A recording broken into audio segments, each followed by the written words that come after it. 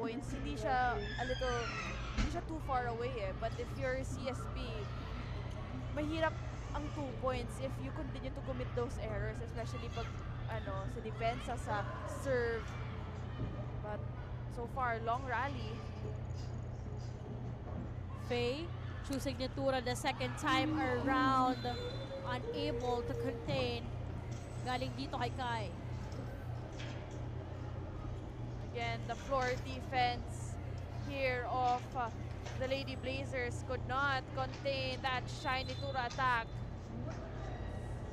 She discussed about patience during the huddle, and that's what she is showing here in set number 3 after taking that point the second time around.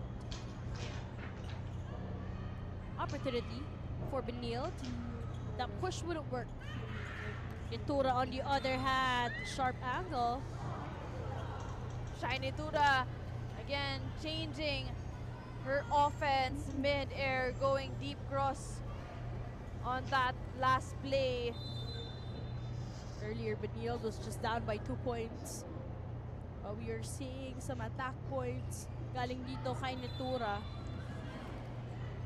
An error will be called against the Lady Falcons.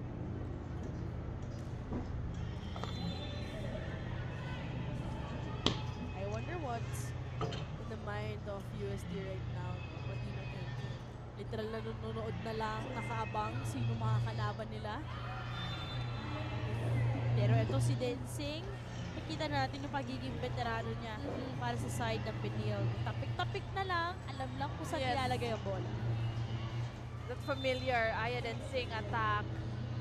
Gumagalaw pa yung blocker, Daphne, no? Pero alam na niya saan niya ilalagay.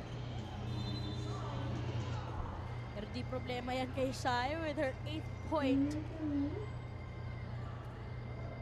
Still targeting that same cross-court spot was Shiny Tura.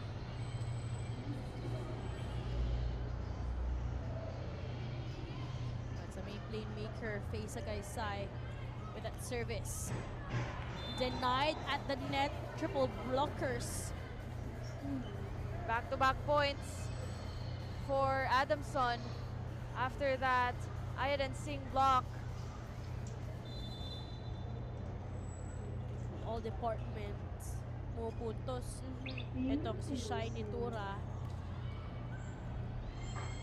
Great up. Almost a block point there. Yep. Clear to Shai. Chin choosing